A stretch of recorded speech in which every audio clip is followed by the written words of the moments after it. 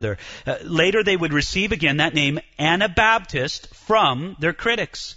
The first baptism was performed by Conrad Grebel to a man named George Blaurock in the home of Felix Manz. And so they all baptized each other, and in many ways you have to say that their radical obedience was a tribute to the way that Ulrich Zwingli had taught them. Don't you think so? Don't you think that this was really a great testimony to the influence that Zwingli had upon them to look at the Bible and to obey God even when it cost them something? Now, Grebel was from a very fine patrician family. He was a well-educated man. He studied at the University of Vienna. He made eloquent and educated arguments against the practice of infant baptism. They just wanted to have what we might call a believer's church and not a state church. But this amazed and distressed Zwingli to no end. He attacked these Anabaptists with vigor. He published works condemning them and their beliefs. Well, what happened to these three men who took part of this very first baptism service? Well, Grebel died of the plague in 1526. Manz was executed by drowning. It was a favorite method of execution against the Baptists. You can understand the twisted and perverted logic behind it. They would basically say to the Anabaptists, well, you like to go under the water, don't you?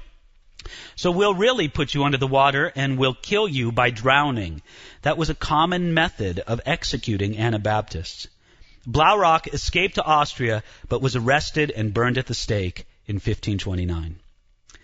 And so there were several leaders. Another man, a very popular leader, was a Swabian man, Balthasar Hubermeyer, who shocked his congregation in 1525 by proclaiming that he now rejected infant baptism. On Easter Day, he had himself baptized as an adult, together with most of the members of his congregation.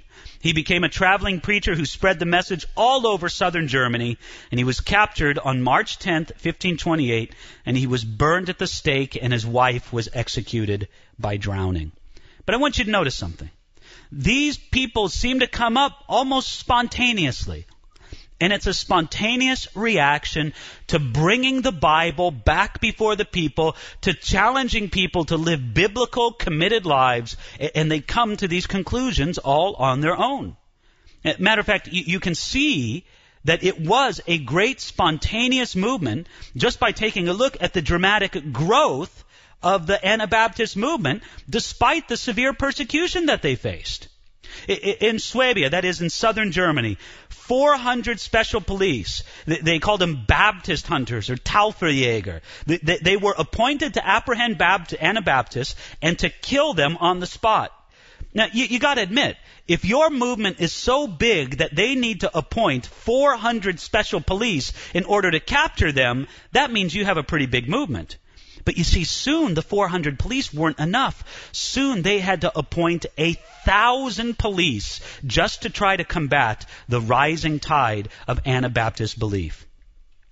In 1529, the imperial diet of Speyer placed the dissenters under the ancient law against heretics. This is what it said, quote, "Every Anabaptist and rebaptized person of either sex should be put to death by fire, sword, or some other way." Again, this is a testimony to how quickly the movement spread.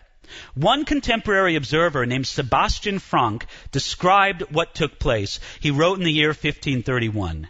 He says, "The Anabaptists spread so rapidly that their teaching soon covered, as it were, the land. They soon gained a large following and baptized many thousands, drawing to themselves many sincere souls who had a zeal for God. For they taught nothing but love, faith, and the cross." Now, did you notice that? He said that they spread so rapidly that their teaching soon covered, as it were, the land, and that thousands were being baptized. I think sometimes it's underappreciated what a popular movement the Anabaptist movement was and the radical reformers were in just reaching out with the simple gospel to the simple people of Europe and seeing an amazing work of God done.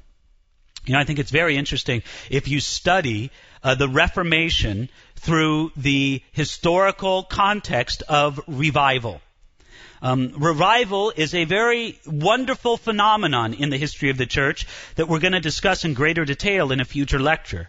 But revival is this phenomenon where, among other things, great numbers of people come to Christ and commit their lives to Jesus Christ in a remarkably short period of time. It's a time of tremendous harvest into the church. Now, if you were to assess the Reformation as a work of revival, this would be my assessment. I would say that the magisterial Reformation, Luther especially, Calvin, others, really did not see much of what we would call revival in that sense.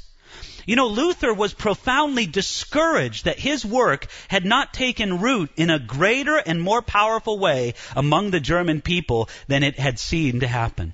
He spent the last years of his life in tremendous discouragement. He felt that his work had been in vain because it hadn't really connected with the common Germans. But listen, the message of the radical reformers, of the Anabaptists, certainly seemed to. They were coming to Christ by the thousands. They were spread all across the land. If there was a genuine revival movement in the days of the Reformation, which I believe there was, it happened among the radical reformers and not among the magisterial reformers. However, we have to admit, there were certainly some bizarre people who were grouped under that name, Anabaptists. You see, the Anabaptists were often condemned as being bizarre, perverted heretics. The Anabaptist literature loved to paint them as being crazy and immoral people. One old woodcut cover of a booklet that I like to point out, it shows a very interesting thing. Around the perimeter of the woodcut, it shows several different cameos, so to speak, of different sort of supposed groups of Anabaptists. But in the middle, up at the top, it shows a demon holding a sign, and the demon happens to be vomiting at the time. And the sign says, the description of several sorts of Anabaptists and the methods of their rebaptizing. And then right below the sign, it shows what is supposed to be an Anabaptist baptism service.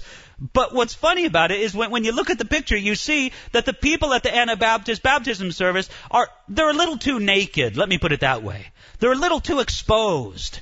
And the idea is supposed to make you think that they're immoral, that they're ungodly, that they're actually, sexually loose and immoral. And this sort of message came back again and again, that the Anabaptists were a dangerous, perverted sect that had to be combated at all costs. Now, truthfully, the Anabaptist movement was like a big tree. And there were many branches among the entire tree that were somewhat bizarre. Now, some of them were very contentious. They would interrupt sermons, for example, of the mainline reformers. Some of them practiced polygamy. Some of them were weird but harmless. I take the example of a man like Melchior Hoffman. Hoffman was a self-taught Lutheran preacher who was first heard of in Scandinavia and then in northern Germany. He started out as a follower of Luther, but then sort of shifted over to becoming a follower of Zwingli, but then sort of settled up as an Anabaptist. He was converted and baptized, and he preached a strong message regarding the soon return of Jesus Christ. He gathered some followers around him, and supposedly through prophecy, and I can't tell you, I remember for sure whether it was a prophecy from Hoffman himself or from one of his followers, supposedly they received the prophetic knowledge that Jesus Christ was coming back and was going to establish his glorious kingdom at Strasbourg, France.